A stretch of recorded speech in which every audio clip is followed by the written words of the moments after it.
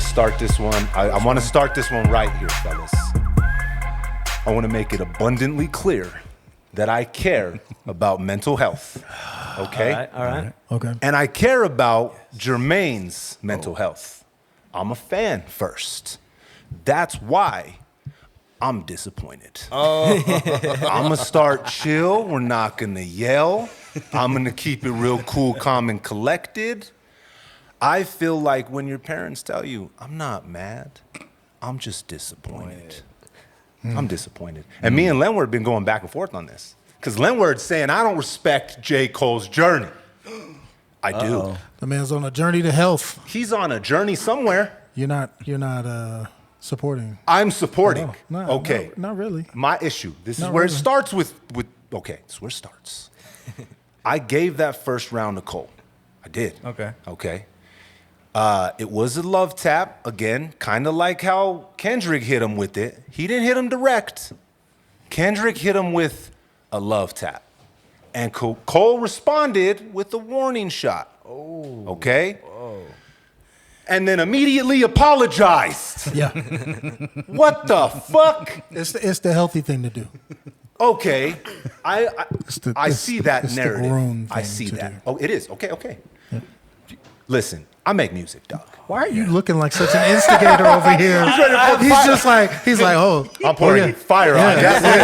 This whole thing is exciting, though. It's one thing I love. It's a sensitive bro down, and we're starting with mental health. We are. Yes, dude. Yes, this is great. This is needed. I wanted to get it out there right away. Bro. You know what I'm saying? We need cholos to open up and evolve emotionally. Yes. And when you kick it off addressing mental health and the sissification of hip hop right now, I think that's very important. Len, I'm excited to hear your perspective on J. Cole, and if you're really believing what you're saying, or are you the true instigator, my friend? No, I'm not. I'm not trolling this at all. Okay, no, you really no. believe that what he did was good. I think it was honorable. I did. Oh. Listen. What a word. Listen.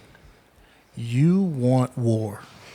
I do. Some people don't want war right now. Okay. He's not there. I agree not wanting war. Okay. This is my major issue here. Mm-hmm.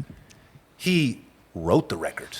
He recorded the record. He mixed the record. He mastered the record. He promoted the record. He put the motherfucker out. Yeah, we're talking about 7 minutes, right?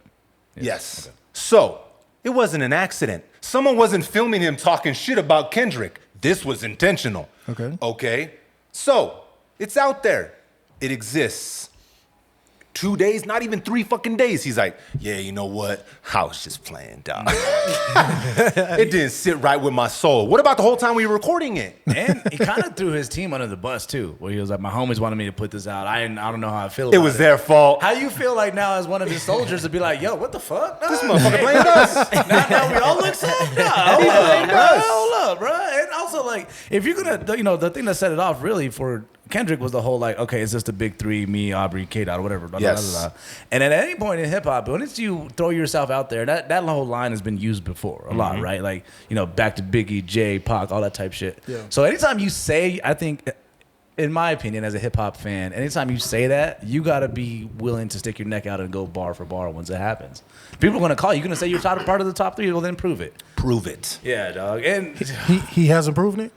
Okay. J. Cole?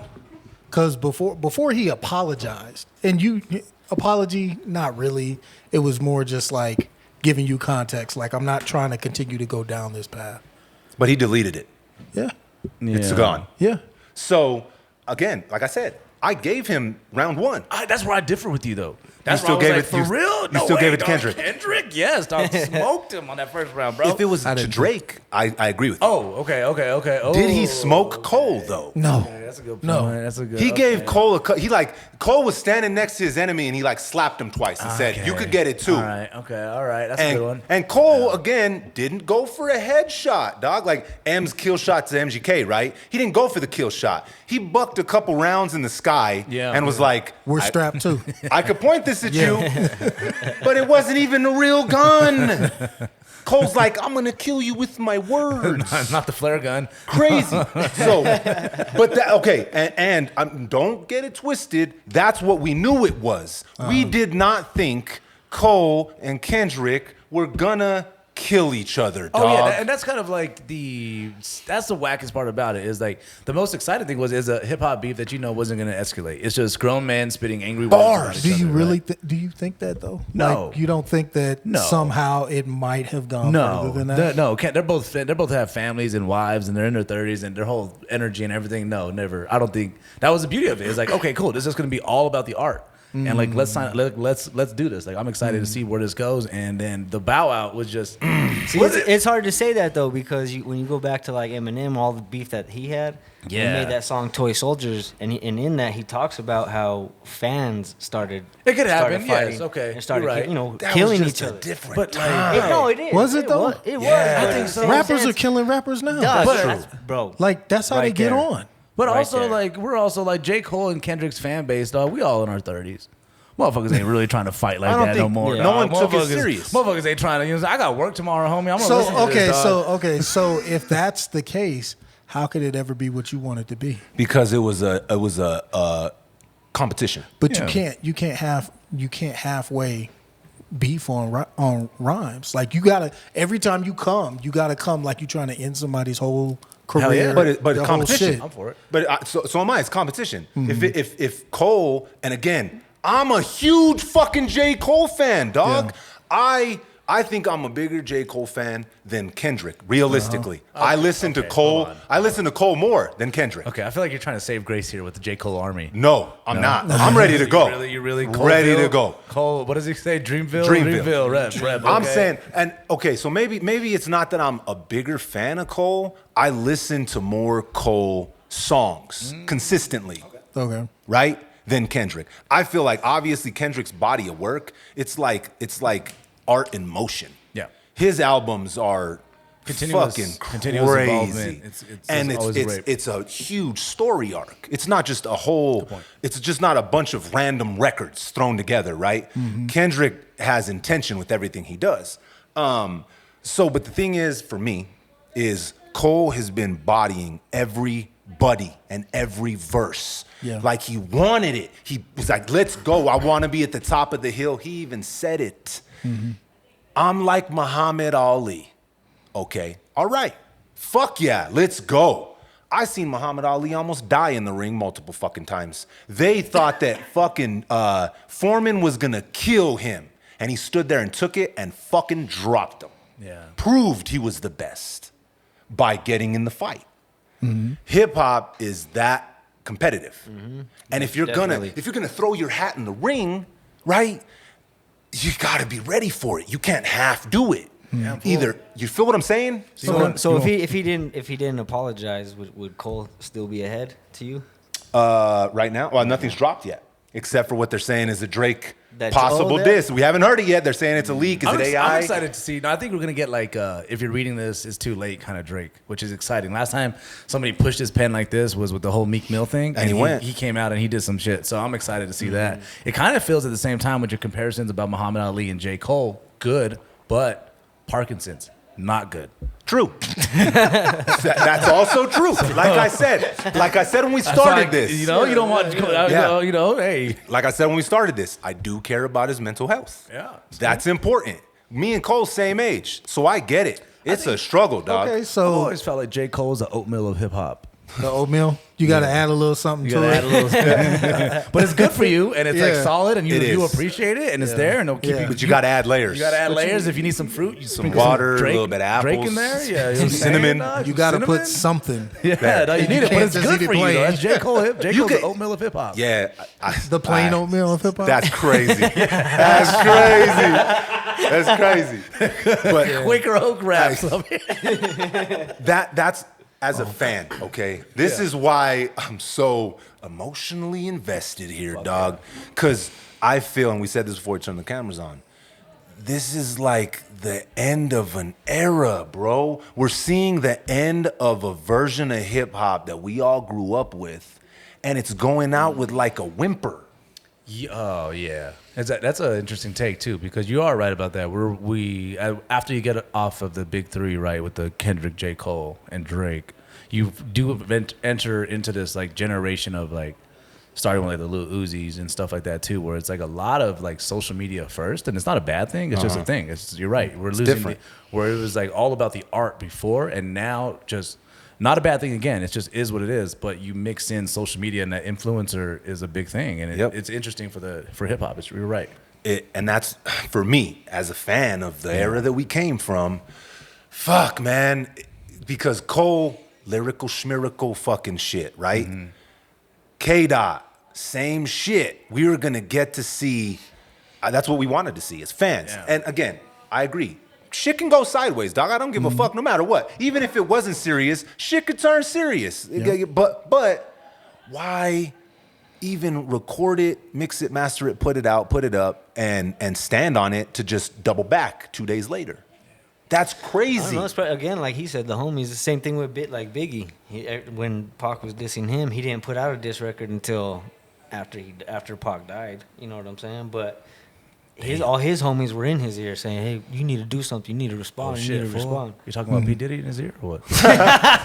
Yikes. Okay, sorry. I guess he was so, right? diddling. Diddling in the ear? Diddy, right, dude? Sorry, brother. I didn't mean to go Hey, there. that's what they're saying. Why he didn't have a lazy eye. He just had one on Diddy the whole Yeah, time. watch what you Diddy. Crazy. Similar to Muhammad Ali, these jokes are not going to end well. Hey, Age well at all. hey, either or. So again, they can go sideways. They can. It's real. There's motherfuckers from the streets that are attached to all these camps. Yeah. Whether Cole was from whatever it is. They're rappers. They haven't been there forever, even if they were before. But they come from places where motherfuckers from the streets are actually on the squad. So shit can go sideways. It has before. Yeah. But the thing is I feel like all of us knew that this was WWE shit, dog. Yes, dude. Imagine this. Imagine Stone Cold and The Rock are fighting, right? Yeah. And Stone Cold drops that motherfucker, right? Yeah. And he gets him and is like, "I'm sorry, dog. I apologize.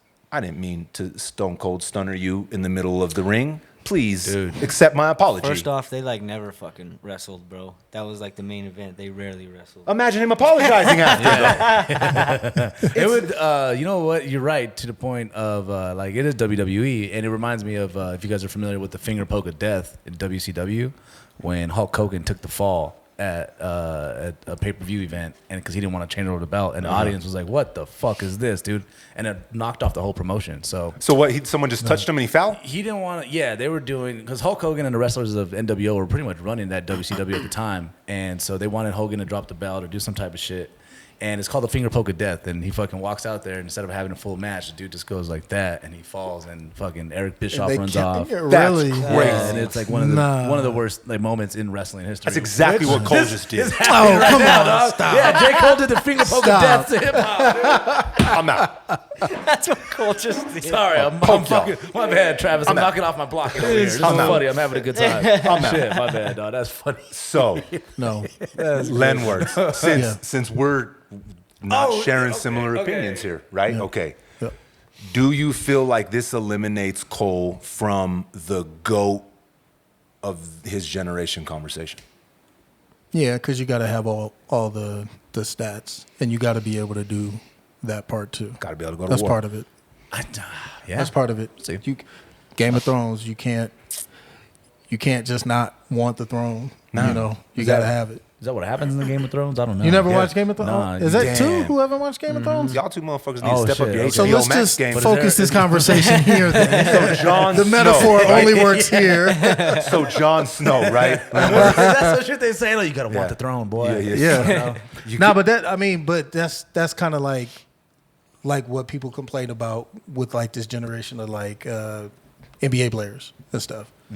They're not like bloodthirsty about it, and that's what people. They use that word That's a lot. what people want. They want it. They want the hard shit. They want the blood. Yeah. And it seemed like all of them wanted it too. But again, you guys said that We it started felt it. like you said that it felt like it was WWE, right? So Yeah. it didn't feel all that serious. These guys are contemporaries and they actually respect each other, man. Like they really don't. They just need y'all to like be talking about it so they can move some units and sell their shows. Yeah. If you would just support the albums, They wouldn't have to do this. fans, if you would just support the albums, they wouldn't have to resort to shit like this. But I like the competitiveness But you want it. of it. That's dog. what I'm saying. It pushes their pen. Like you Yeah. said, when Drake was tested like that, I'll be the first one to admit, I was like, oh shit, this motherfucker, Meek just destroyed him. I thought how's Drake gonna, because Drake had never done anything like that before. I thought there's no way Drake has anything for Meek. Shit. Back to back, that was it. Shook the game up. Right. You can make an argument for that might be the greatest diss song ever. It's the only one that I think got nominated for a Grammy. Damn, is that true? Back got nominated for a Grammy. Back-to-back's Did it Grammy really? nominated, yeah. That makes it even more wild, And dog. then also that's the only one that like really kind of ever gets like you can listen to that in the club. Yeah. Like they put on back to back and you so- out with the that's homies. fucked That's up. a So look, vibe, they bro. ended up doing they beefed. They ended up doing a track together afterwards. But Which the track is dope too. what would you guys think if Cole and Kendrick did that? I mean, it's probably. I mean, well, That's for- this is I gonna mean, be up to Kendrick though, because Cole's obviously like. Cole even said, "I'll put my chin out, dog.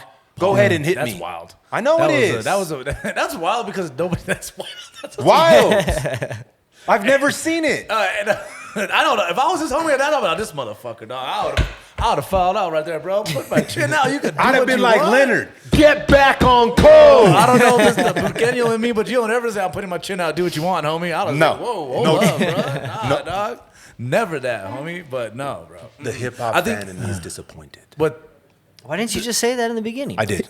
many times The in the what- last few days. what J. Cole wants, though, and I think what he's working hard for is the unification of Drake and Kendrick.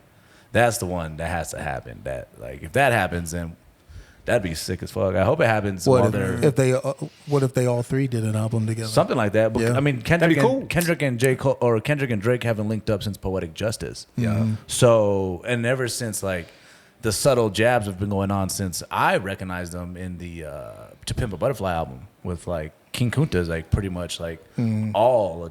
Then he second dropped the verse. control verse too. Yeah, control verse at that time has And been then up. the BET cipher. And I feel like a lot of people don't talk about. Always felt like there's a remix with Future and Drake on that song called "Shit," and I always felt like that verse from Drake was a diss and a shot towards Kendrick. But I think, again, Drake is an innocent in this situation. Everybody's like, damn, why are they ganging up on Drake? Future and Metro assembled the Avengers to come at Drake. But the thing, listen, Drake been throwing subtle jabs at all these motherfuckers for years. also, I mean, now like perspective is everything, and Drake looks like fucking everyone's calling him Thanos. Because like everyone's aligning against him, which kind of like in the longevity and the legacy aspect of it, it might actually work in Adding Drake's to him. Yes, Yeah. it is, bro. Especially if we haven't heard it again, audience. You guys are going to have this after this is dropped. But supposedly there's a leaked disc that just dropped right now, and they're saying it is fire. I don't know if it's AI. I don't know if it's real. Y'all tell me when the pod drops. We'll find out by then. But if this disc record is actually good, and Cole backed away, and Drake stepped in the ring, it changes the trajectory of who we consider the top of the top. I mean, it's gonna definitely shuffle up the upper echelons for sure. For sure. And I believe like the reason I think that the Kendrick verse was better, I think the song was just better. I think Metro. Oh, the Boomin beat's snapped. hardest. That's the best beat of the year. Crazy. So when J. Cole put his thing out, and I get the whole 7-minute drill, it's like ode to like his hip hop exercise or whatever he Yeah. does, which again sounds like some oatmeal type shit. Like that's some shit. Hey, gotta hit the gym in the morning. Like, that's some ice bath type shit, bro. It is. So, I took one before I got here, Doc. so I just felt like overall, I was like, bro, you needed to come back with a fire song, not just this 7-minute long thing. Like Yeah. that song was crazy. Like how everyone's talking about how Metro Boomin was dissing him after with like the beats and shit. In the beats. Like so, I don't know. I think Drake, when he does take a shot, it's gonna be something like that. It's gonna shift some things. It's gonna be Yeah, exciting. I think so too. And Or it so already has. I don't know. I was thinking about this while I was trying to break it down. Like, do you think Cole didn't like the reaction from the record? You think he's seen how Yeah, everybody like, because it was kind of lukewarm. You're gonna Like, get- let's be real here. You're gonna get me banned from any Dreamville event ever. But I'm gonna get myself banned too, bro. There goes our fucking Cole. No way, dude. feature. You're gonna be hosting fucking Latinos for Cole. Mental health awareness. I don't know what Anthony was talking about. It was all on this dude. I think It didn't sit right with my soul. Anthony told me to do this. I think that's what it was. I think the reaction to it being mid was he go, you know what? I'm gonna get out ahead of this and just say, hey, Throw up the white I'm flag. above it. Yep. And I think if it's mediocre and he was like, if I was his team, I would have said, bro, just delete it and don't say shit then if you think it's whack. But whatever. You know what I'm saying? They ain't got me, so it's all good. I mean, it's possible. That's like what I was thinking. Like, did he react to the lukewarm reactions? Was it lukewarm? On the internet, it was. Oh, it From was? you guys seen I it. thought it was. I thought it was pretty good. Y'all seen my reaction in the group chat. Yeah. It was up. I was like, let's go. The beat wasn't as good, obviously, and it still did feel like out the gate, it didn't feel very aggressive, right? It didn't. It wasn't an aggressive. J. Cole's? Yeah, J. Cole's. No, that wasn't aggressive at all. Right. But, man, he still has some motherfucking dangers in Even there, in his dog. delivery, he didn't seem like he was into it in that track. If Yeah. you really listen to it. When y'all ever be like growing up and like two kids about to fight and then one kid's like, yo, don't punch me in the face. Oh, yeah, that's what it was. He's like, hey, don't punch me. Hey, let's do it. But don't Let's punch just me go in the face. bodies. Let's just go bodies, dog. Bodies, dog. Let's I go gotta bodies. take pictures tomorrow, dog. Or you know what it kind of reminded me too, and me and Dom were talking about this. It's kind of like, have you ever been like going bodies or boxing with one of the homies, right? And it gets a little serious, and you fucking hit him a good time in the fucking face, split his nose or split his lip, and you're like, oh shit, dog. My bad, bro. I wasn't really trying to fuck you up like that, dog. That was kind of what Cole's reaction was. He's like, oh, damn, this is getting kind of real. Nah, I respect you, dog. Don't swing back on me, bruh. I didn't mean to split your lip open. Yeah, he's going to go on. He's going to make another good song. And Oh, another good album. see, and that's where I land on it, because people are like, oh, he fucked up his legacy. No, bro. Cole is a beast. He's going to come with fucking more bars, more albums. There's no taking that away from him ever. His music is going to stand the test of time. I just feel like what he was, like, it seemed like he was working towards, I feel like he kind of ended that. Yeah. And He kind of ended that conversation himself. Really? Yeah. Okay. You said it. You can't be the GOAT unless you're ready to fucking, you have to have all the pieces of the art. I agree. Right? Yeah. I mean, yeah, he might not be the GOAT for those purposes, but he's still One of the Then greatest of who all is time. your GOAT of hip hop? Of hip-hop? Yeah, for you.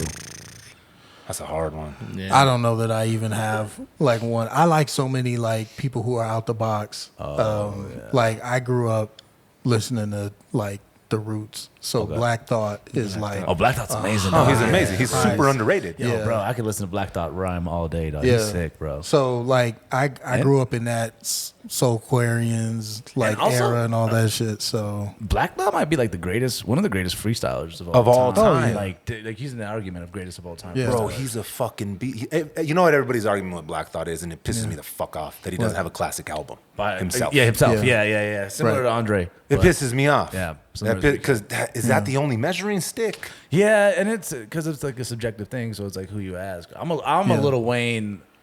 I think Lil Wayne, and this happened for me over like the past year, where I'm like, yo, Lil Wayne is my GOAT of Yeah. all time. He's the greatest of all time. Like, especially for me, like, not of course the Carter album and the Carter series, but also like the mixtape series. Yeah, And then the no ceilings the was no like, ceil- that. like, That kind of made me like, I Sorry was for like, the oh, way, this all that motherfucker's stuff. Like sick. you can go went back hammer and time. listen to like Lil Wayne lyrics and still catch shit. Like, so for me, I'm a Lil Wayne person. Yeah, he's And that's as recent too, because I used to be like Jay-Z for the longest time, but damn, bro, Hov ain't dropped shit in a while, and it's just I think Wayne surpassed him. It's been a minute too, though. To past be decade honest, or so, bro. Whenever he started claiming best rapper alive, right? And then- that's when he started surpassing Jay. And I'm not sure if you like include this type shit, but then like you mix in that he brought in Nicki and Drake. Oh yeah, two of the biggest fucking selling fucking hip hop crazy, artists of bro. all time, Crazy, right? dog. Yeah, and a little twist too. Shout out Lil Twist. You know what I dog. mean? Brought him in too. Can't leave him out the Yo, mix. dog, that moment in history where Justin Bieber was hanging out with Lil Twist, dude. Wow. Wow. Wild shit. That was crazy. I feel like Justin Bieber was acting like a convict and shit. Wild dog.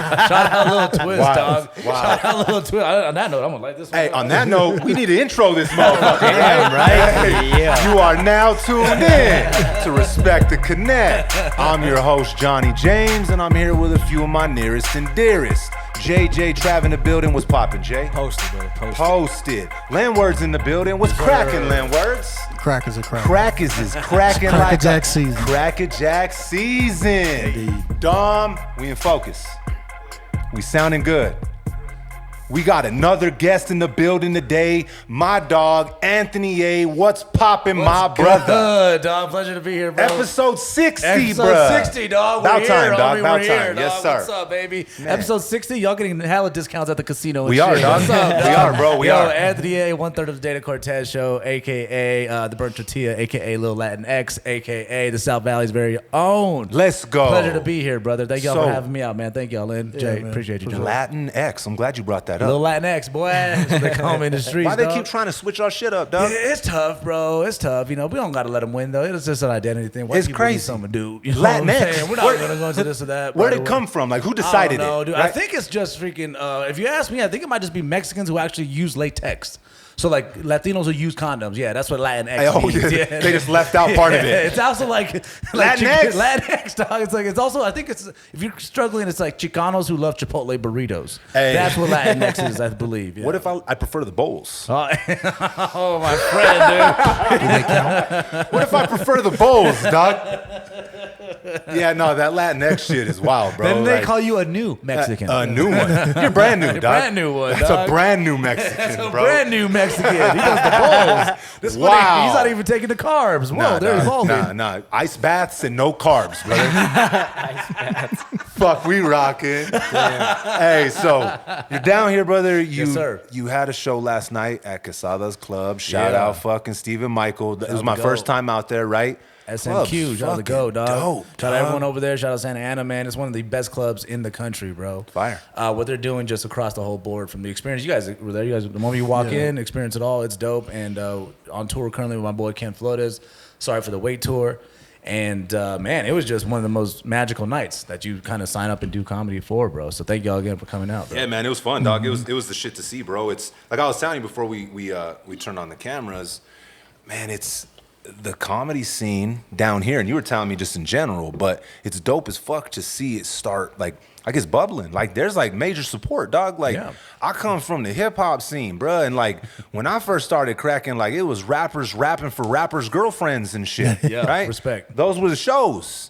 Man, there was like 500 plus motherfucking people out there last night. Yeah, bro. And like I think we're still like we're in an era of like the reels, like comedy, stand-up comedy is very friendly, like the algorithm and stuff. So it's just getting pushed onto people. Dope. And motherfuckers are still trying to like come up off the pandemic, bro, where you're tired of being at home and listening to your partner all night. Like, let's go have somebody else talk for us. Let's go bro. laugh. Yeah, dog. And also too, to your point though, also respect to the Albuquerque, New Mexico hip hop scene, because if it wasn't for that, bro, I wouldn't be where I am now.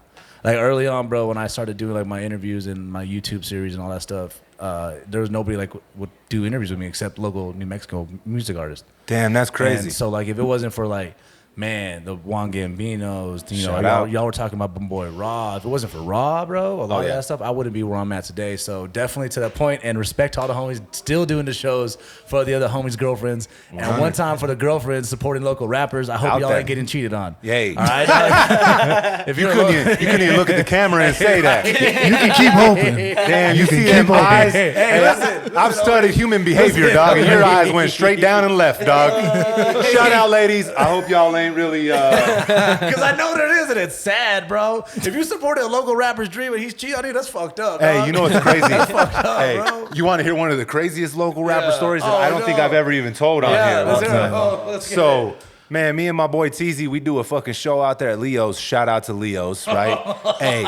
Leo's is still around, right? Oh, yeah. So, Yeah, it's still- yeah, still Leo going. showed us mad I was love. gonna throw it out of Leo's, dog. We all were once, bro. One of my primas was thrown out of Leo's for fucking bottling somebody, dog. Whoa. Wildin', I got bro. so drunk with my older brother Taz, fool, that I was fucking at Leo's taking shots of Patron, and I fucking reached into the bartender's lemons and ate one. Bruh. Threw it back, dog. Get the fuck outta here. You know how much of a scumbag you got to be thrown out of Leo's? Yeah, dirtbag activities. Dirtbag Dirtbag activities, dog.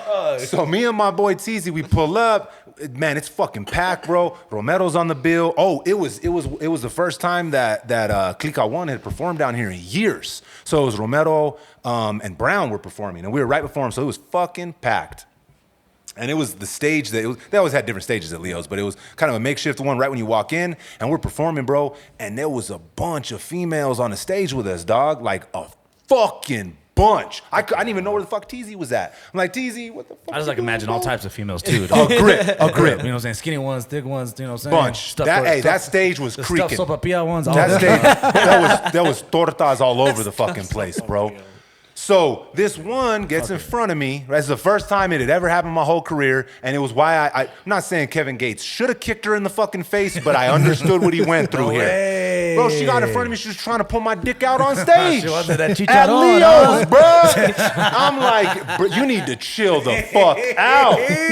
And it wasn't even like she was like, let me just try and She said, unzip "Let me-" it. She was trying to pull the belt off and everything, bro. Let me get that Johnny now. I'll be James Crazy. later, dog. So I'm not saying Kevin should have kicked her in the face, but I understand. Hey, you know? My kids weren't there, so like Hey, he's, assault's assault, my friend. Assault is If assault. you're getting assaulted, you need to defend yourself. she was trying to take the belt off and everything. So it made me a pro with that You know type where of she's shit. at or no? You know what I'm saying?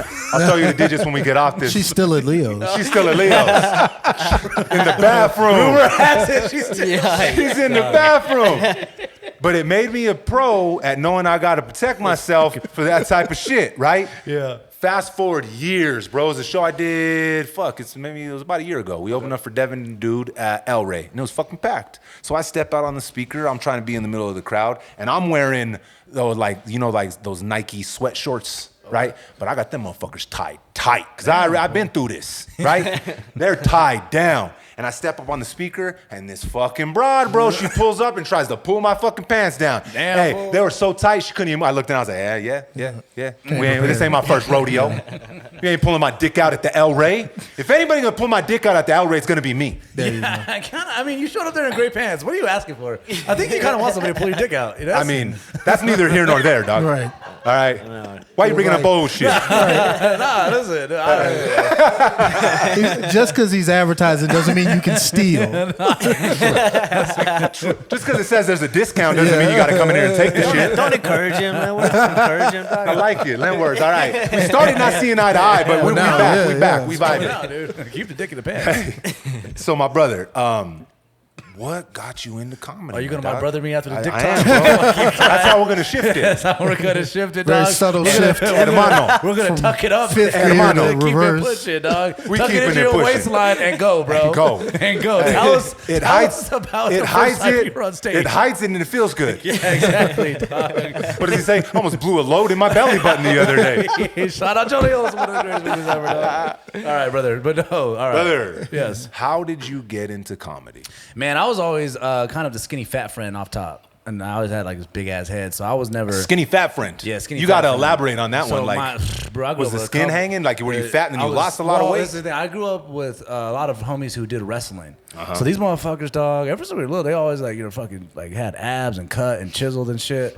So I was always like, I got to be the funny friend in the group. You know what I'm saying? Because I ain't trying to get them abs. Because I couldn't do shit. I Yeah. couldn't. All I wanted, bro. But I'm blessed. I got the body of a New Mexican man, dog. You know what I'm saying? I couldn't even race these fucking handles no matter what, dog. So I always had to like make the bitches laugh. That was number one. And then also could never dance. So that left me out. I always needed attention. So that kind of led to it. The first time I ever recited a joke was a Jay Leno joke. Oh, And shit. I was in elementary school. I used to stay up and watch South Park and The Simpsons, and then the opening part of Jay Leno's monologue. Yeah. And it was the anniversary of something with the Titanic. And Jay Leno said, what's the difference between Bill Clinton and the Titanic? And the difference is that we know how many women went down on the Titanic. Oh, shit. Right? And I saw the reaction. I memorized the words. But you didn't fully get it. I didn't know what the hell he was talking Yeah. about at all, bro. And the next day I called my mom's office. I was like, yo, I got a joke. And she, for some way, she just like, all right, I'm going to put it on speakerphone. Bop, bro. And I told the Jay Leno joke and let him know about the women that went down on the Titanic. Bro, and it crushed, dog. And that was the first time I didn't know what I said. I didn't know what I did. She yelled, Anthony. She fucking hung up. But you wanted that again. I heard everybody laugh, and I was like, oh, okay, this is a thing you can do. And since that moment, I kind of always had like a niche for things. Like, shout out to Albuquerque, and just like I always feel like New Mexico in itself is just very artistic. So there was always like poetry slams and shit going on in my middle school and different things that I would try to get involved in because we didn't have stand-up comedy. I'm from that generation gap before Casadas Comedy Club and Dry Heat Comedy Club. There was no laughs. There was no club. So like there was nothing to look at. I agree. So I was trying to find my footing in hosting different things like that. And then eventually, I did the first show. It was like 2012 or something like that with my boy Mario and Mahiko Entertainment, and it was a Stephen Michael Quesada show. And I had been throwing parties, which Jay was at one of them. Shout out Jay and Chad and Pops. If you Charges were cleared. If you were there, if you were there, you were there. That party. You might have been at that rave. It wasn't a rave. Fool. We didn't throw a rave. That's Dog. what yeah. The news didn't We're say it past was that. a rave. Charges were cleared. Yeah. Either way, I used to throw some fire ass parties, dog. And so I eventually got enough homies to be like, you know what, I could get the homies to pull up. And they pulled up, and I did my first set. And at what the place now is it's a dental office, I think. It was called Paparazzi's Nightclub. Oh yeah, I performed at yeah, Paparazzi too. Every time I drive by, I was like, damn. Hold on, you did comedy at Paparazzi? Yeah, that was a multi-purpose club, bro. Damn. Yeah, dog. I think they were moving keys in the back. It was crazy, Hey. dog. And we did that, and man, it was just kind of on since then, bro. And that was 2012, and I got into radio about 2015. Shout out to Kiss 97.3, Dan Cortez, DJ Automatic, the whole team. And I kind of stopped doing stand-up for a little bit once I got into radio full-time. So by again about like 2017 or so, I jumped back into it in San Antonio full-time, and been That's rocking dope. since then. So where are you living now?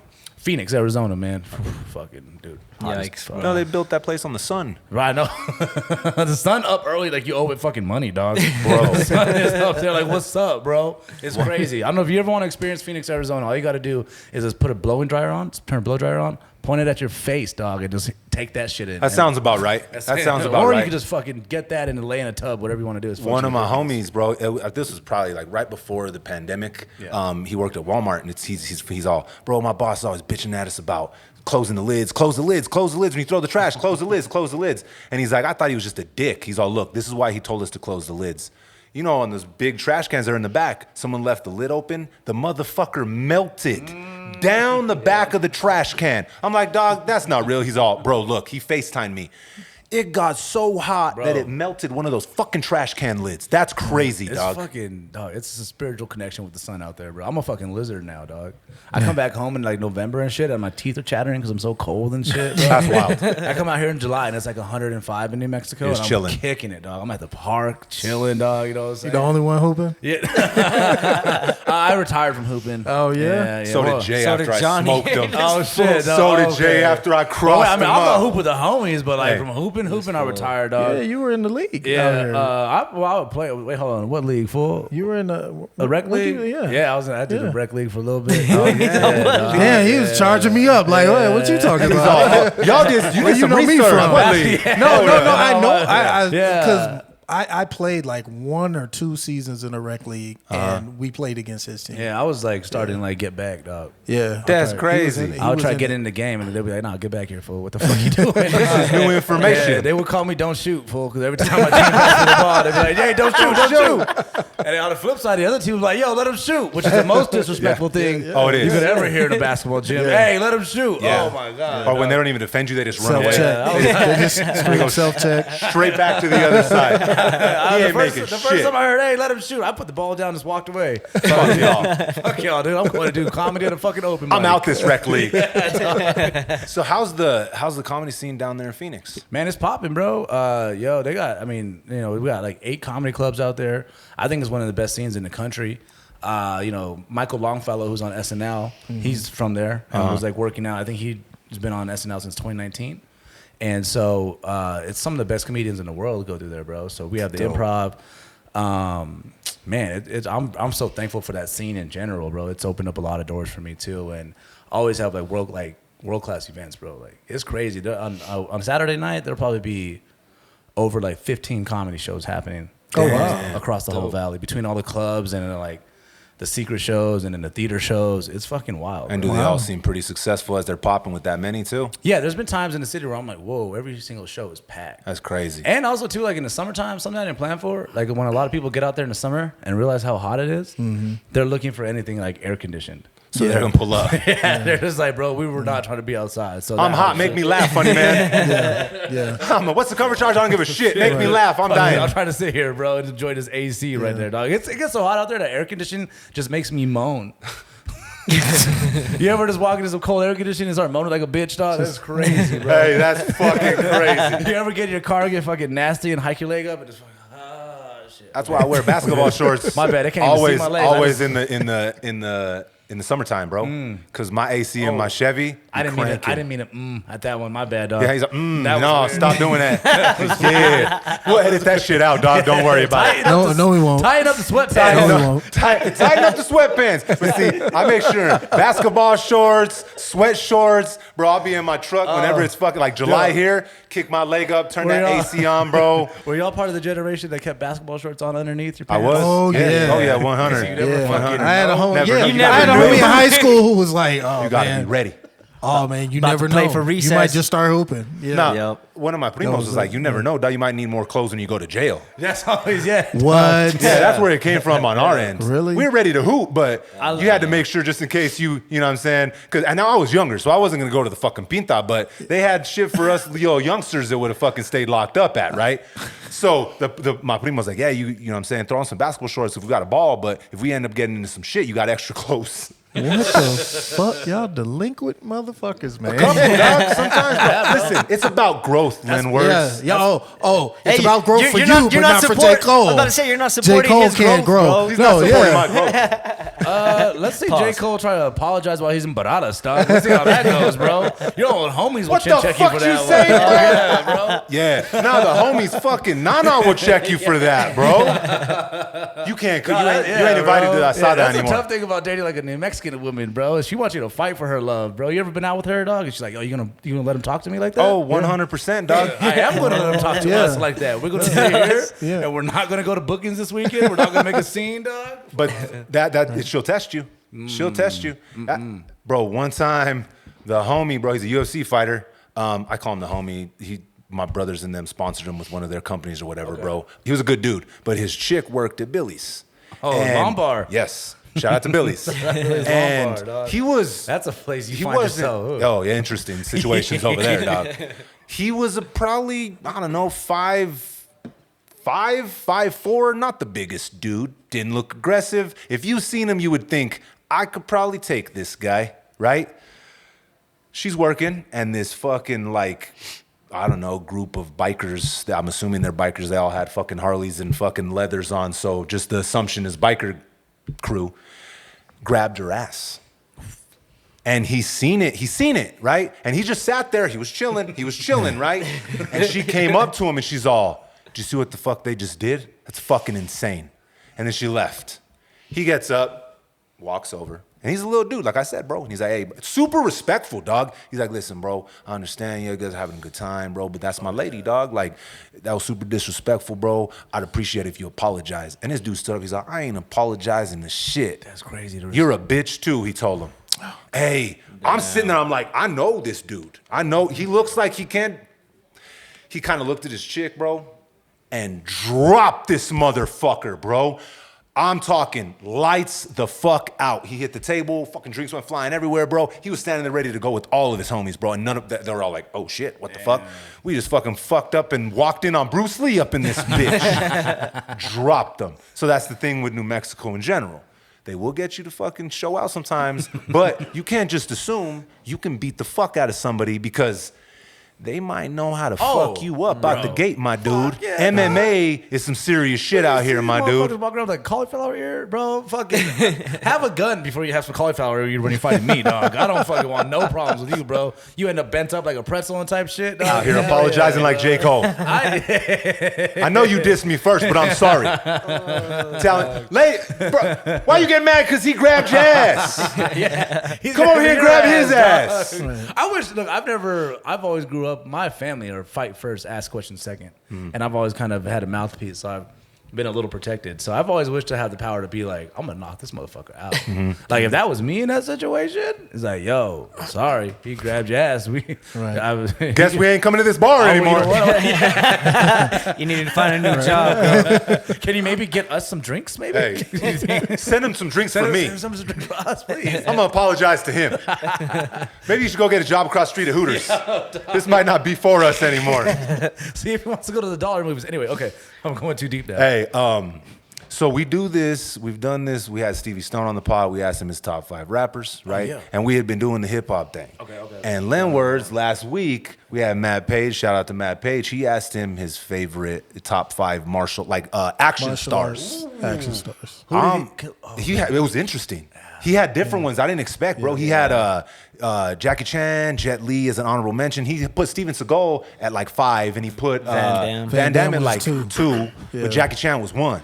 And then my man Lee. Homie from Karate Kid. No. Homie with the chongo on Karate Kid on the 3rd one. Yeah. Came back for Cobra, whatever the fuck his name is. He put him in the list. Yeah, that guy right there. So, Have you ever done that before? You did that was perfect. That was good. I grew up on those movies, my friend. That imitation was it right there. That was solid. So, top 5 comedians, dead or alive, Ranking. ranked too. It's coming in top 5, man. This again similar. And to this is for you, dog. I Yeah. know this. You don't have to. Similar to the hip hop list, it's one of those subjective things that change. So right now, the date is whenever we're recording this, whenever it's released in 2024. This is my top 5 off top. I'm gonna have to go with bitch. I'm gonna have to start with Chapelle first, because I think just American stand-up comedy as we know it, and just where it's at now, Chappelle's up there.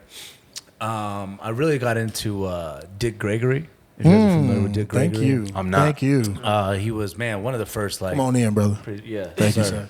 Chicago MC from a comedian from time frame 60s ish or so. Yeah. He was around 60s, 70s. one of the first Yeah. black comedians to really start doing white rooms. He had one that really started breaking boundaries, and then he also became a I don't want to say humanitarian, but he became he marched with Martin Luther King through a lot of things, using his platform of comedy to rally these people. Oh, that's fire. So to see somebody, I'm big on Dick Gregory now, and I didn't I always remember seeing him later on, but not being hip to his stuff. And as a recent, I got into a lot of his history, and that's some shit that I aspire to do. Oh, that's dope. So Chappelle, Dick Gregory, man, I gotta say Fluffy for me. Yeah. Yeah, I've seen Fluffy rope 2 hours easy, just go off top. It's crazy watching Fluffy. Gabriel Iglesias is a legend, and he's also opening up the doors for a lot of young comedians, which is dope as hell too. And I seen him in El Paso, Texas, and that's the only time I've ever seen a comedian finish a joke like it's a song, bro. Everybody's repeating the punchline and yelling at you, do it again, do the joke, Damn. do this joke. It's an old joke, and people are saying, hey, we want to hear this one. And then when he gets to his punchline, the arena sounded like a song, bro. That's wild. That's that's it. That's the epitome. You don't go no higher in the comedy world than that. Yeah. All right, so Fluffy, Dick Gregory, Chappelle. Man, another big influence on me was Ralphie May as well too. Okay. Ralphie May. Yeah. He watching him just rock rooms. He's just always I just love listening to his comedy. So Ralphie May. And then the 5th one, I'm going to have to go with right now. It's something that I could just put on and enjoy without thinking twice about it. Cat Williams. There we go. Yeah. That's Cat a solid Williams. list. Nice. And I need to Cat check. Williams. Homie, you said was second. I don't know. Dick Gregory? Dick Gregory? If you just it's just a Oh, fun yeah. story, man. And Yeah, Dick you're gonna Gregory when you for see him, you're gonna be like, oh yes, I know this dude. But just I wasn't privy to what he did with Martin Luther King, and so to be able to do that was oh okay, Well, and that was at a time when people, like you said, using your platform.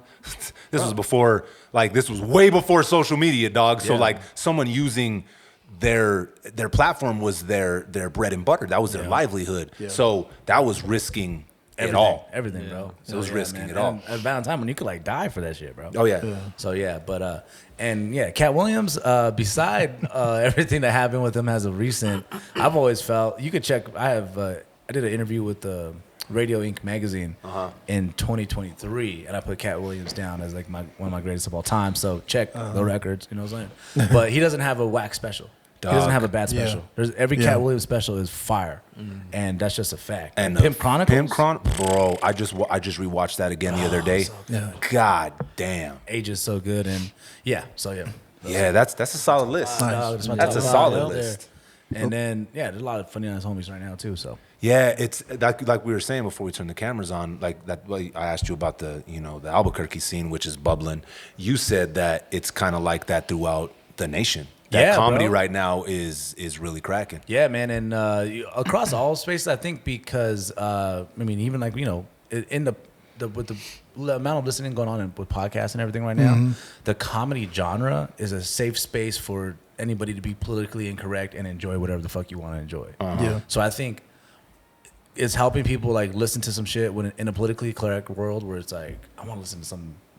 It's just gonna be fun as fuck. It's that old feeling of comedy is coming back. And then on the flip side, the comedians who can actually bring it on stage and perform well, they're shooting straight up, bro. Like, you think back in the day when people felt you could only have one Latino comedian working, right? There could only be one George Lopez. There could that's only be crazy. One. But now you have Ken Flores, who, internet sensation, and by the end of the weekend, he's sold about 2,000 tickets here in New Mexico. And he killed it last night too. Ralph Barbosa, who just came through and fucking did 800, like he's doing theaters and arenas almost, and then you have Renee Vaca, then you have Alfred Robles, you have like who else, man?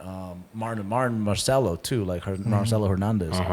And I'm really only speaking on like the Latino scene, I guess you could say, but it's also in like every single niche genre of comedy as well too, because like. You'll have like these like nurses who started off being nurses, ended up being like content creators, and then now they're comedians selling out fucking like theaters, bro. Yeah. So it's just a fun time for comedy right now. It's like live podcast in a sense. Sometimes when you're up there. So. It seems like it does seem like the social end of things. Like, homie, I wouldn't even have never crossed my radar if it wasn't for fucking TikTok. He just had his Netflix special. Why can't I? Matt Rife. Oh yeah, Matt. Yeah. I would have I'm telling you right now, I probably would have never even like if I was going through Netflix and I didn't see him like pop up on the FYP or whatever the fuck. It probably would have been one that I just kind of like slid over and looked for one that I was more familiar with. Social media, man, bro, that shit cracked. It was like it invaded everybody's whole fucking FYP for like about fucking 3 weeks. Oh, bro, and like you get comedians like Matt Rife who like people are pretty ass guys, so people automatically they feel 100% away about it. Either the chicks like him or they hate him. Yeah, dudes automatically they like him because he's a good looking dude. But this guy ain't funny. He's too pretty to be funny. But Matt Rife though has been fucking at it for like over a decade before he even longer than a decade before he blew 15 up. years. Yeah, he was like 15. He's one of those like 15, 16-year-old kids sneaking into the comedy club guys. And speaking of Ralphie May, like he worked with Ralphie May pretty close. So like.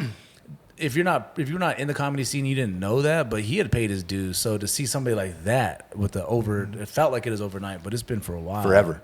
A lot of that stuff's happening now too. So that's, I mean, there's a flip side. There's a good side to it. There's a bad side to it. But the good side to it, dog, like you have, like you said, people that used to be nurses now selling out stadiums. That's wild. I was like, I picked the wrong route. I should have just fucking became a nurse. Anyway, fuck it. There's still time, brother. There's still, bro. You could get yourself a fucking Ultima. There's opening slots right now, brother. Carrington College, where we at? Dog? Get it. So I seen you were just out at SNL, my dog. Oh yes, brother, yes. That was probably a fucking experience right there. Bro. Break it down. How'd you get out there? Give us the details. That was like going to the top of like the comedy mountain and coming down with the fucking. I feel like Seriously. Moses coming down with the scrolls after that experience. Shout out Keenan Thompson. Shout out Keenan Presents. Cherie, everybody at 360 Comedy. There was a showcase. Keenan Thompson's doing a showcase around the country. And he's building pretty much up a roster of comedians for future shows going on and projects that he's going on. He wants to be tapped in with the stand-up community. So they're going around, Cherie's traveling, and they're just doing different showcases around the country. And they did one in Chandler, Arizona, and I ended up being selected from that. And the prize was, or what we got was, you had to fly out to SNL, you had to perform out there in New York and New Jersey. Link up with Keenan, I was like his guest, and then go to dinner with him, and then that's pretty much meet him, and then going forward, he's helping me. And I went to the showcase, bro. Like, Arizona has killers on stage, bro. Yeah. Like, monsters on stage. So I went up there being like, all right, bro, if I get selected, if this happens, it's cool. I got other shows lined up. I'm not thinking about it too much. And maybe that was a kind of like the best way and thing that worked for me because I was real loose and just had fun. Yeah. But yeah, bro, we had 2 showcases, 40 people that night, and I ended up getting selected between Arizona, the LA shows they did, and the San Diego, the whole West Coast leg they did. Nice. Fire. So only 4 of us total in the whole country ended up being selected. Oh, wow. It was just me, the homegirl from Chicago, she's my homie, and then my homie Rod Minger from Atlanta, and then another homie from New York. And shout out Rod Minger. He created he did the first like challenge of like the walking talking. It's like, so I'm this, so da da da da da. He was the one who started that. Who started that one, dog. That shit's everywhere That shit's now, dog. everywhere, bro. And yeah, he's. So I gotta go with him. But then we went up there to SNL to meet Keenan and all that shit.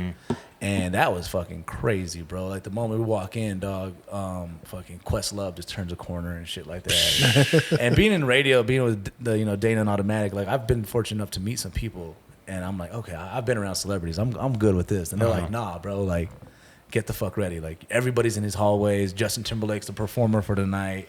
Dakota Johnson's gonna be here. It's gonna be fucking crazy. I'm like, okay, cool. I thought I was smooth. Even with Questlove, I didn't get too shit.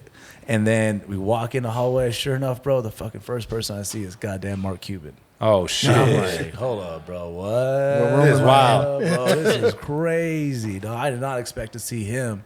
I was like just shambled up, and then turn the corner, bro, and Jimmy Fallon's walking right fucking by, and I was like, whoa. So I just threw my fist up to try to fist bump him, dog. And bro, I swear to God, bro, I tried to steal his fucking powers. I was like, stay there, dog. Like, fucking transfer that shit to me, dog. Let me get it, Jimmy. Let me get it, dog. And so yeah, we were kicking it throughout the whole show. We were kicking it in Keenan's green room. And then for Timberlake's performance, we went out and saw Justin Timberlake perform live, which was cool. And I'm not sure if you guys are familiar with like the weekly update. Yeah. Oh yeah. They do. Oh, yeah. I'm glad they still got that. Yeah, dude. So like it's a live set when you're at SNL. So things will like, if they got to shoot and stuff like that, they'll stop you and be, hey, stand right here or whatever, wait for us to change. So after we got done watching Justin Timberlake perform, we got to watch the weekly update, get ready. So to see Michael Che before he got on stage and see Colin Jost right before they got on stage and talk about something that's like scary as fuck. They're about to do like a new 10-minute bit for the whole fucking world. That's fucking intense, dog. I couldn't imagine trying new jokes. That was like a lot to watch. Talk about J. Cole's 7-minute drill. That's a motherfucking 7-minute drill right there, and, dog. Shout out Michael Che, bro. That motherfucker's cool as fuck, dog. You would not. He was just hanging out, like, dapping us up, making me feel. I'm like, why am I nervous?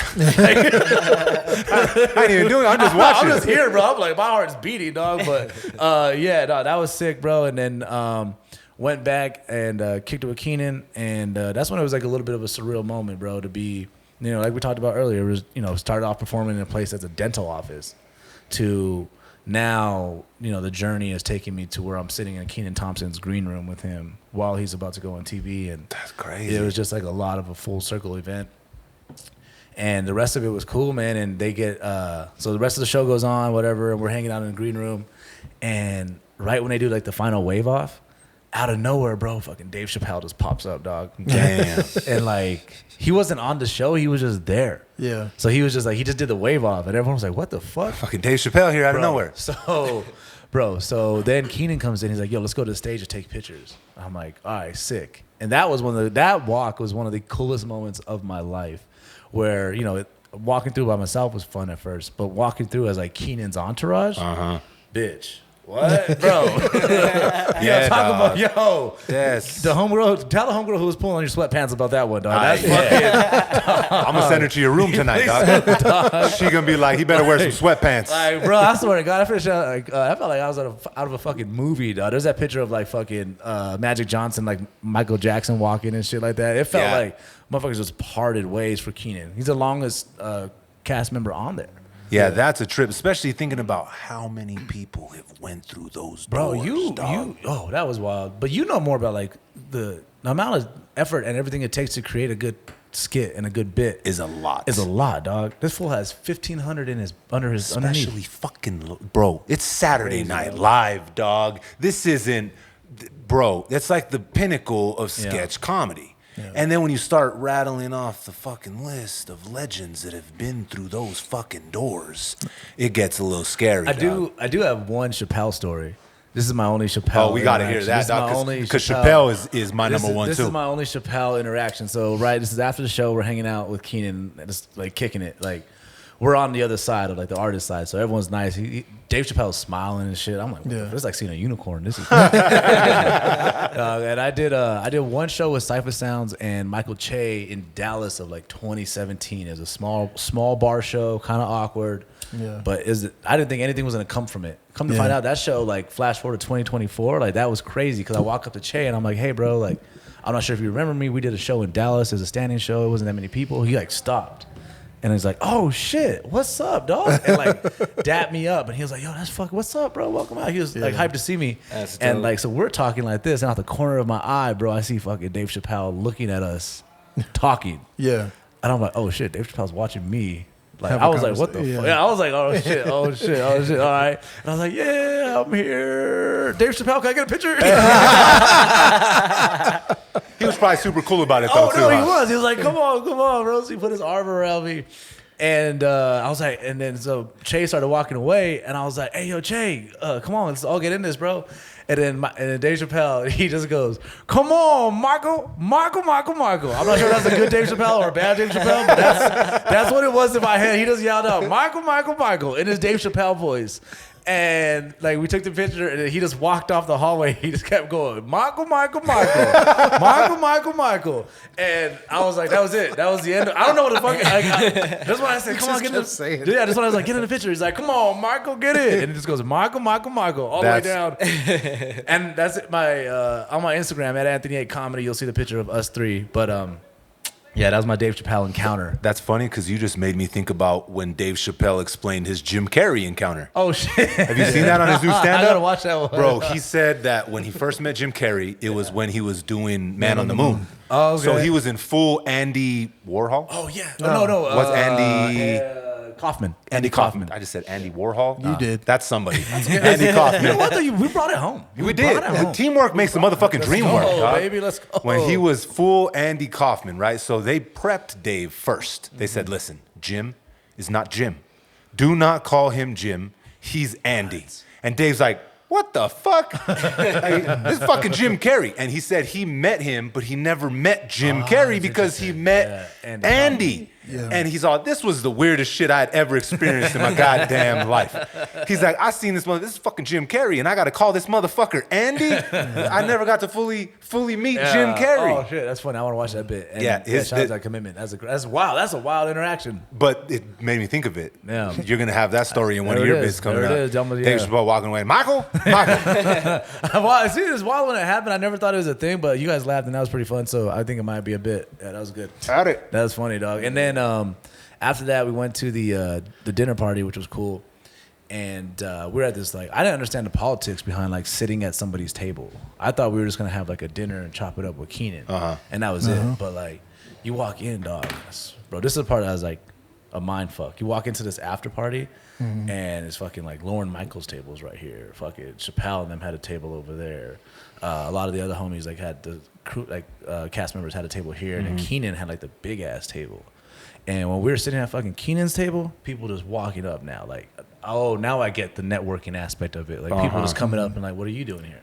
Well, who are you? I met the fucking. Why are you here? I started talking to the producer of Good Burger 2 about like fucking random TikTok videos that we like to watch and That's shit. crazy. Like this, like all this. The lady from Shark Tank comes up and starts roasting us and shit. Shout out to the older lady from Shark Tank. She's cool. Don't let me. call Damn, her she was old. giving you guys the bars or Oh, bro, what? she was fucking us up, dog. She was crushing, bro. That's fire. And so, yeah, like hearing the politics about that. And then the one time, a couple of my questions with Keenan in the beginning bombed. He was like, and then kept talking to other people. Damn. But I stayed in the game, dog. I stayed committed, bro. And I finally told that fool, I said, what do you think is the reason for your longevity and everything you have going on with SNL and just your career in general? And he told me, that's the one time where he like stopped and like looked at me and he was like, oh, that's a good question. And for me, it's working well with others. And that's something that kind of stood with me. He's just like, if you could, at a certain point, you get to one level where everybody's so talented in what they do that you have to kind of like work well with them because we're all here good. Everyone's going to have a good idea one day. Everyone's going to have a better idea another day. Yeah. And as long as you're working, you know, you're easy to work with. people are gonna want to come back to you. And he's like, especially in a world like SNL where it's like constant skit producing. Yep. Yeah. He's like, somebody may come to you with an idea that you don't really think is the best, but you're like, fuck, let me, commit, be a good teammate, and help them out because in the long run you're gonna need that help as well too. For sure. Yeah. And after that, we were kind of like cool as fuck, dog. And then we ended up, partaking. I don't want to throw Keenan's business out there. Nah. You know what I'm saying? Partaking is all you need to say, my dog. Partaking, you know what I'm saying? And I did make him laugh though because I was like, "Yo, fool, what's up? We hitting on that knuckle puck or what, dog?" Fire. I'm glad to hear you appreciated it. He just goes, "Yeah, you know it, boy." Hey. And that was even wild, bro. Shout out to my homegirl. She is the T on Instagram and TikTok. I'll connect you with her. She's dope. She got like 1 million followers and shit. Bet. That was crazy, bro. She popping. We were at the after party of the dinner thing. But she got invited because she's signed to his agency. She got invited to the after party. Oh, And there's I was like- so there's layers, there's levels. This is the one where I'm like, okay, if anybody's gonna like ask me to put on a dress, it's gonna be this. This will be that party. It's gonna be this party. And like, there's a lot of talk going on now, bro, about like, what would you do for success, dog? And listen, What would you do for a Klondike bar, dog? Yeah, dude, what would I do to pay off my tab at the University of New Mexico? Yeah. It's a lot, dog. All right, bro. Like everyone was like, Cat Williams, you can put on a dress. Are you gonna like, fucking, you gonna suck or fuck or something like that, dog? I went over there for the shit, John. I'm trying to win. I went over there, bro. Like with the New Mexico, like I want to be proud. I want my credit card not to be declined. Exactly, dog. Shaved asshole y todo, dog. Everything, dog. And this bitch fucking shaved my fucking shoulder hairs, everything. Whatever you guys need. Did you pull up to like a spa where you're like, listen, I might have the meeting of my life.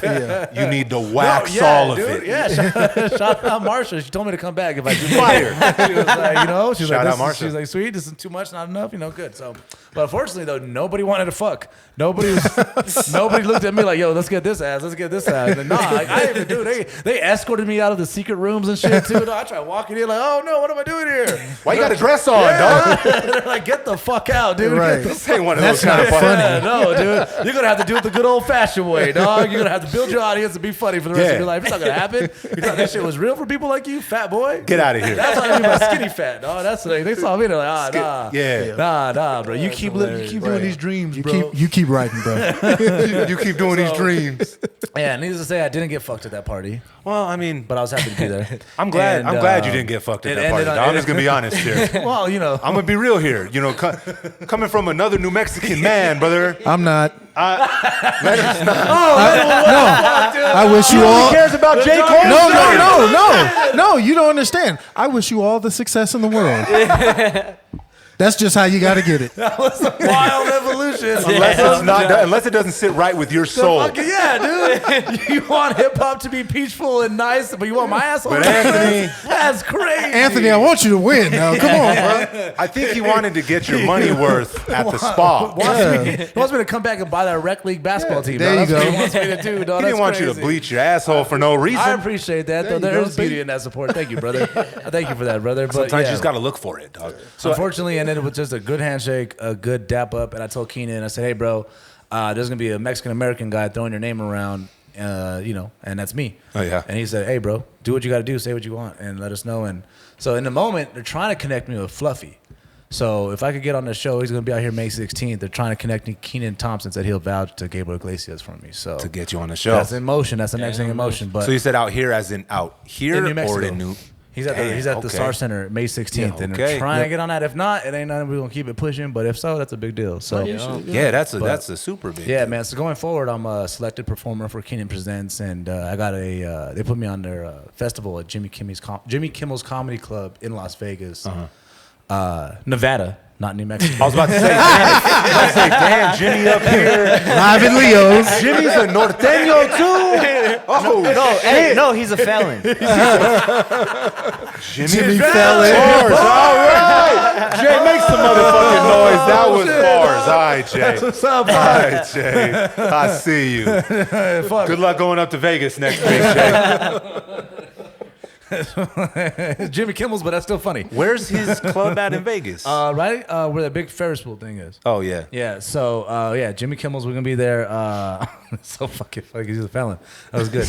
We'll be there doing. I think I'm gonna perform for Keenan, dog. Oh, so yeah. it's gonna Nice. be April 27th, 9:30 p.m. If there's any homies out there, it would mean a lot to have even fucking 5 to 10 homies pull up. It shows a lot Yeah. to the decision makers in the room. What is it?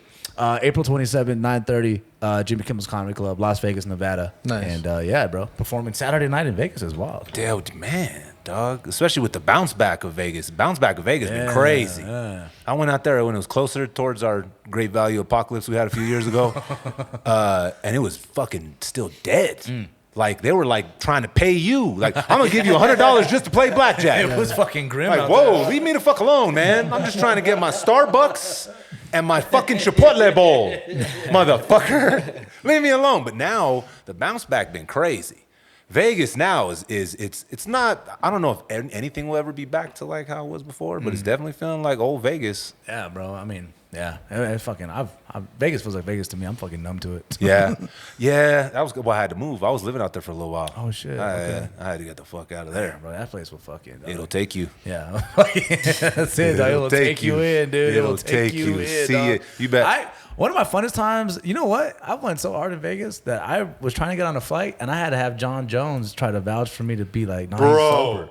You ever been yeah, you ever been that fucking drunk, dude? You ever been that hammered under the influence? Where John Jones is like, no, don't worry. He's good. He's usually he's with me. Brother, we've said a lot of New Mexican shit on this podcast. That might be the crowning jewel, dog. I was so drunk in Vegas, I had to have John Jones vouch for my New Mexican ass to get me on the flight. Shout out to the champ, dog. Shout out to the goat, dog. Shout out to the goat, dog. He just looked up. He was like, "A la verga." He's sober. Let him in. Hey, so something we were kind of talking about before we turn on the cameras. So I come from the music world, dog, and I've been performing since I was 15 years old. Always had music, right? Behind me, had a DJ, had my set, had my music popping. So if I was performing to 3,000 people or 3 people, I got the music behind me. And I'm in the zone, and I can close my eyes. I don't give a fuck. If the crowd ain't with me, I'm still in my motherfucking zone. I got the music popping, and I'm going. When I watch stand-up comedy, last night I was thinking about it specifically. Man, it's just you, the mic, your words, and the crowd. Right. Yeah. So if the crowd ain't fucking with you, that shit probably feels like the longest 10, 15 minutes of your fucking life. Yeah, no, you're right. It could either feel like the quickest fucking 60 minutes, 20 minutes, like, oh man, that was a dream. It was a fun ride. Or it's the longest 5 to 7 minutes of your fucking life. You're up there sweating, dying. Imagine. Fucking, and then like there's another, if we're going to just go down the negative rabbit hole of like the shit that sucks about it. Yeah. When it doesn't go as planned, it's like a lot of like big green rooms, like you went to the improv and shit. Like the moment you get off stage, you're in the green room. Yeah. So like if you fucking eat a dick on stage, dog, and you got to come back and like walk into everybody being like, ooh, this dude trash. it's just like I don't know if you ever got beat up or see somebody get beat up or have a homie get beat up and you got to be with them after that shit. It's that feeling. It's that feeling where it's like, damn, it's a bad one. Yeah, it's a bad one. You don't know if you talk about it or be quiet, give him a hug. Yeah, bro. So that happens, but I think for me, I've taken I'm like around 10 years, I would say, into comedy.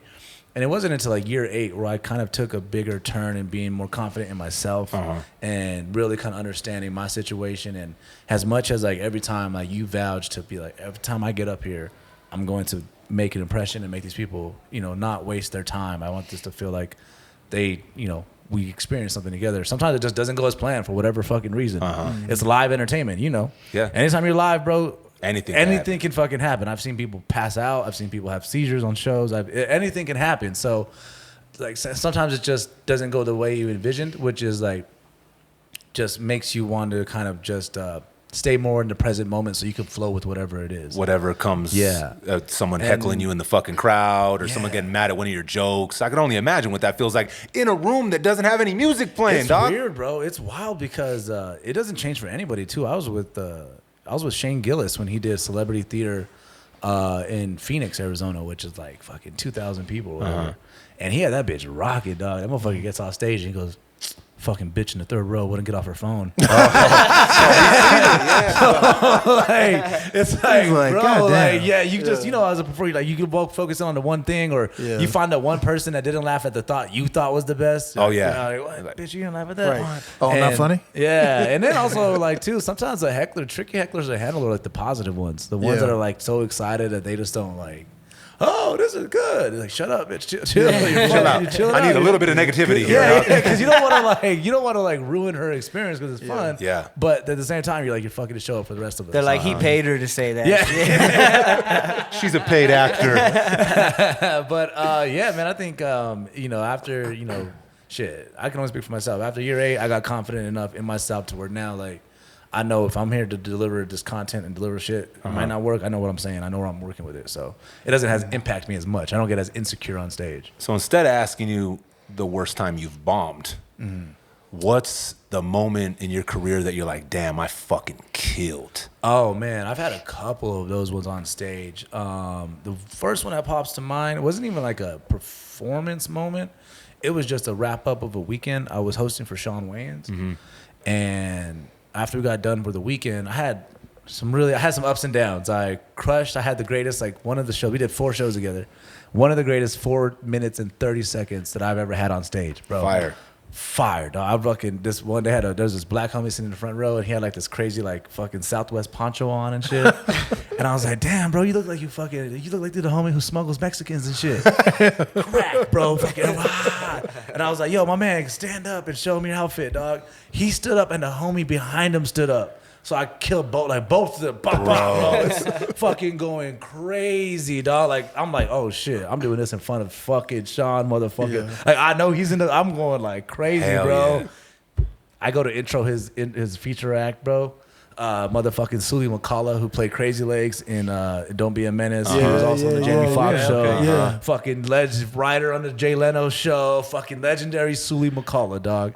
I go to say his name. Bro, I've turned that shit into the most New Mexican shit out there, bro. I say motherfucking Saul cool. Damn. Bomb the intro, dog. Hard, crash, and bomb, bro, out of nowhere, dog. Yo, that fucked me up. And Sully came out, and he addressed it, and he was like that, and fucking, I swear I get back there, Sean just looking at me, he goes, so, huh? And his fucking wife was with him, and somebody was with him. I think. Hey. Shout out Miss Jackie, she's a legend. I'm sorry, I think so. She was with him, and she was nice. But after that, one of the best things about comedy is the redemption aspect about it. That was a Friday late show that happened. Saturday 7 p.m. came back, bounced back, crushed. He gave me a head nod. And a fist dap.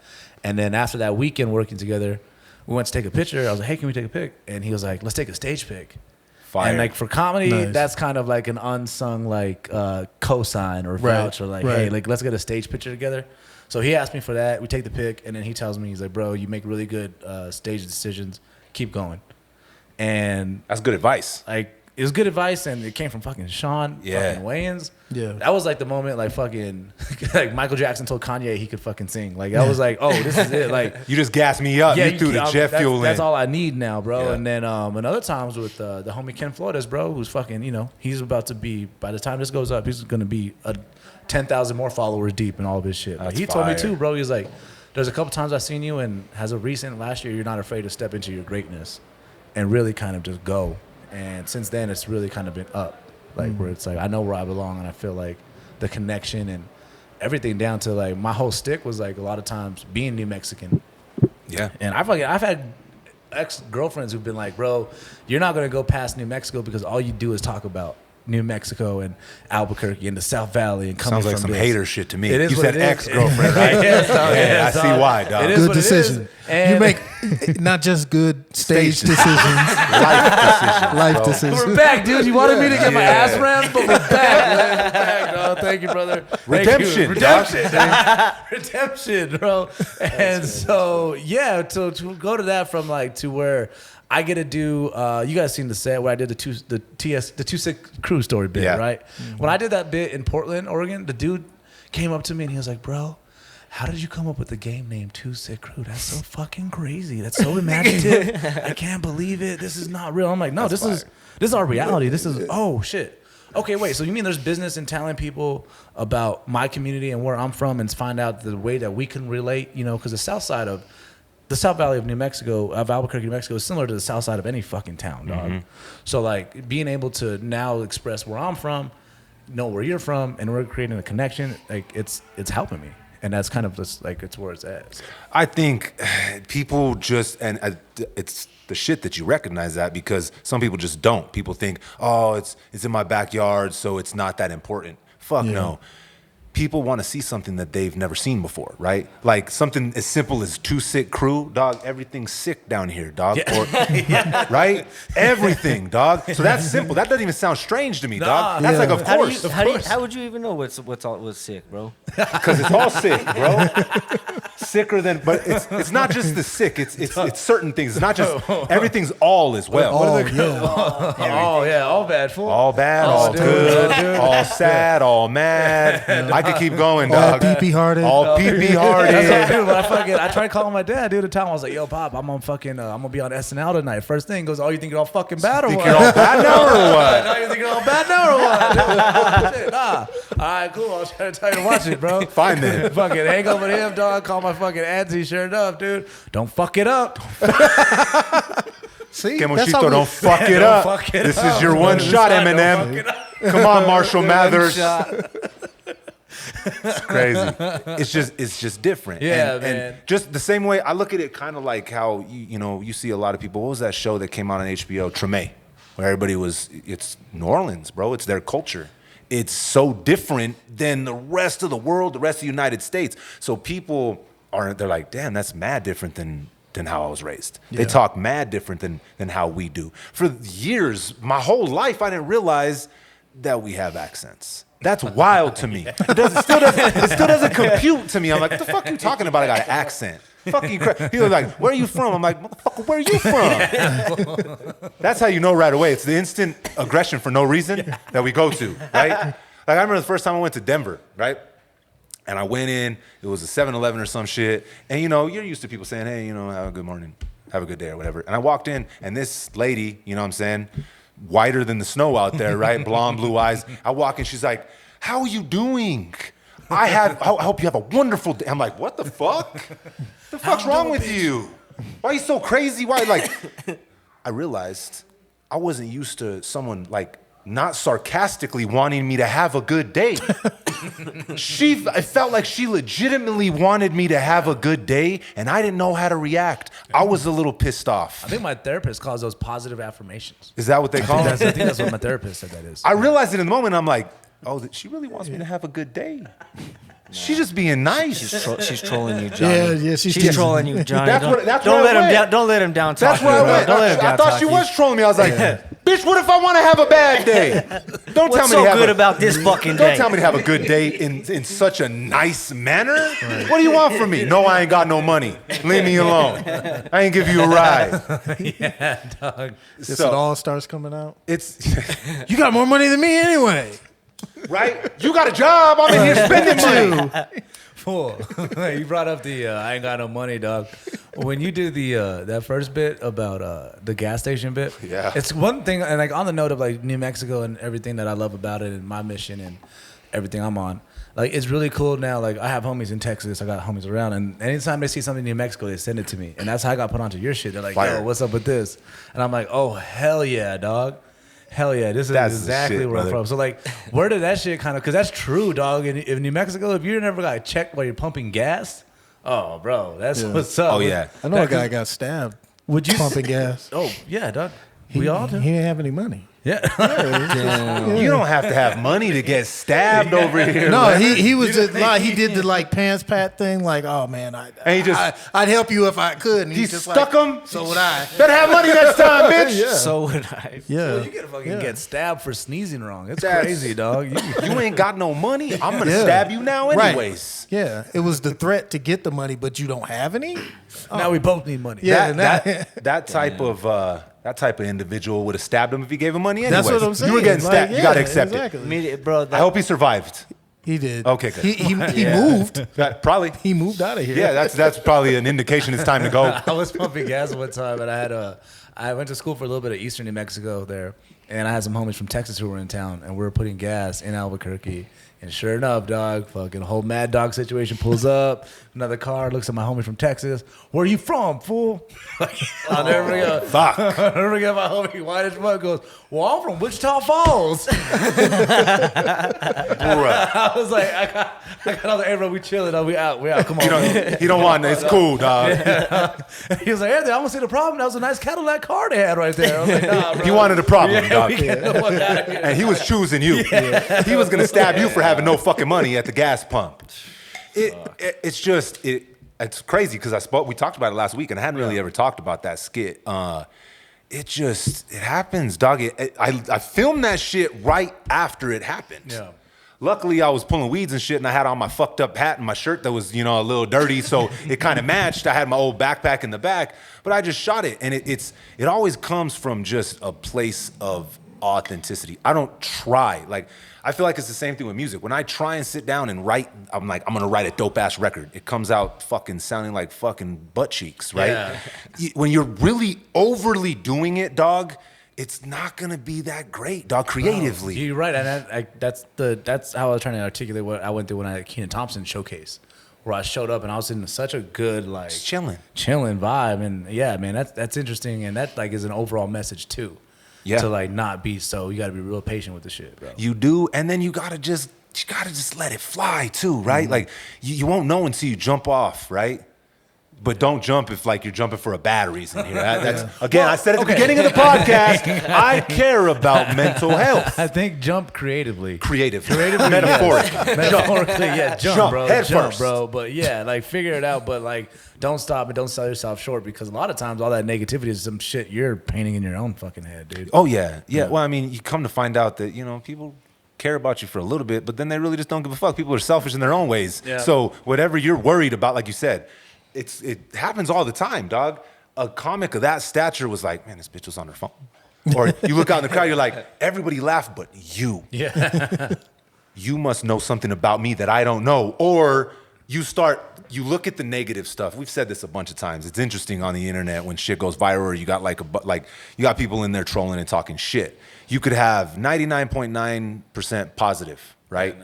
And that one, you're like, fuck this Ken, motherfucker. It's easier to believe the negative shit sometimes that someone says about you, and it's easy to ignore all the positive that comes. You know what I mean? I don't know why it's easier to, as creatively or just as an individual, to accept that negativity first. Yeah, that's like a weird human nature thing too, because I've been going on dates a lot lately, and bro, these days ain't nothing but chicks complaining about their work day.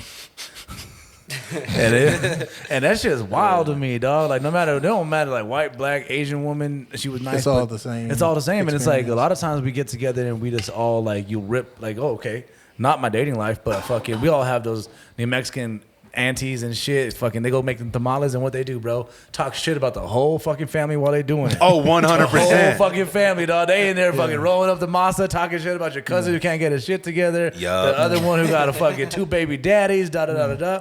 But it's a weird it's made with love. That's what that is. It is. That's what it is. That's what that is. Those masa. That's real. Yeah. That's why that chili hit. That masa's right. That's why it's so generational good. Curses. Yeah. Yes. That's our therapy, dog. I think so. That's funny. So I don't know, bro. A little bit has to do with human nature and shit like that. And I think that's why it's important for those who are pushing a positive message to continue to work hard and understand that that's just the fight you're gonna have to do. Negativity travels fast. It does with all of it. Why? Back to your point, we're having full circle moments. We talk about the hip hop shit and everything with J. Cole and why you had to have that. It's just negativity is just what we invest in. I don't know. Yeah, I feel like it's an easier frequency. Some people prefer it. Yeah. Oh, it's easier. It's not, bro. Life is fucking hard, dog. Yeah. It's not easy to fucking get up and just be fucking positive fucking ray of goddamn sunshine. God damn it, dude. I like this conversation, but I feel like somehow this motherfucker's gonna make me come out to be a J. Cole fan by the end of this shit. I already admitted I feel like oatmeal is good for you, dog. You like it. this is just one big Dreamville intervention right now. It is. So by the way, they're booking you for next year's Dreamville. Lenward's been the agent the whole time. I'm on it. You passed. I told you I want your success. Come on out. Bring boss passed. out. We're out, dog. That's fucking funny, bro. Damn, dog. Yeah, that's funny as fuck. Hey, my dog. This was fucking fun, my brother. I appreciate you for having me on, man. Long overdue. Thank you guys. And again, everything you guys have going on, bro. For those who don't know what's going on behind the scenes and may think it's just something that's like, oh, we just get together and talk shit. Nah, bro, this is a high-end production thing. It makes me so fucking proud. I've been a part of a lot of podcasts, and what you guys are doing, the team, Trav, Jay, Lynn, everybody, man, this is great to see. My brother. It's inspiring. Keep fucking doing it, dog. Keep stepping out creatively. Keep fucking hustling. You're motivating a lot of homies, bro, so keep it going, dog. And again, thank you guys for having me out. Thank you all for coming out to my show. Appreciate everyone here for the time and the spot and the All Sick brand. I love it, dog. Love My to see brother. it all. Thank Appreciate you so much. That means the world to me, brother. One thing before I get out, my debut comedy EP coming up on a year anniversary, June 21st. I'm going to announce the release date for the next one on that day. Dope. So June 21st, we're going to announce it. And I encourage anybody who loves Albuquerque specifically, but if you're just a fan of New Mexico, there's a cool-ass PBS documentary called A Lost City at the City at the End of the World. And it's done by this dude. They interviewed this guy, VP Price. Check it out, bro. It's really cool. He talks about how, you know, when he moved here in the 60s, New Mexico, Albuquerque was this happening place, and then somewhere along the line, we became a victim of our own negative image. And he goes on to say that, like, you know, it's up to us and the current generation or whoever's the leaders to make sure that that doesn't happen.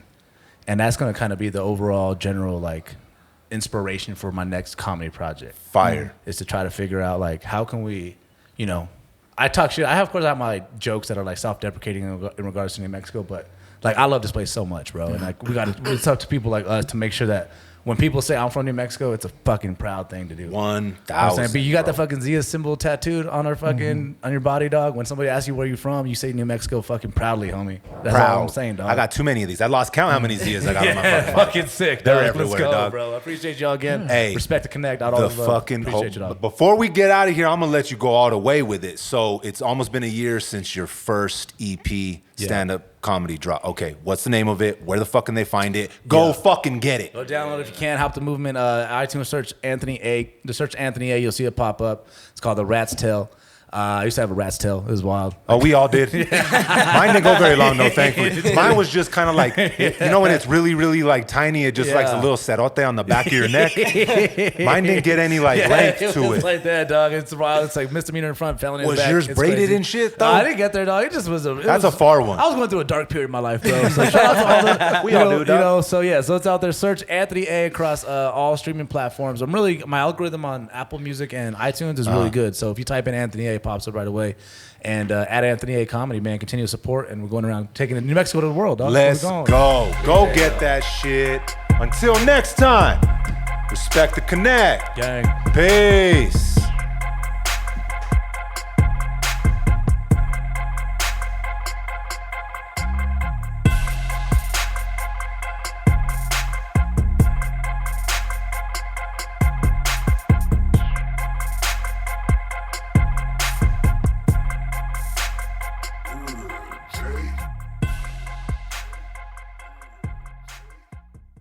It's pick of the neck.